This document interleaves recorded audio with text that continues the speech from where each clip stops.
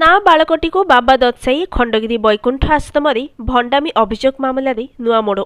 ଯେଉଁ ନାବାଳକ ପୁଅକୁ ବିଷ୍ଣୁଙ୍କର ଅବତାର କହୁଥିଲେ ଆଶ୍ରମ ମୁଖ୍ୟ ଏବଂ ଅନୁଗତ ଆଜି ସାମ୍ନାକୁ ଆସି ଖଣ୍ଡନ କରିଛନ୍ତି ତାଙ୍କର ବାପା।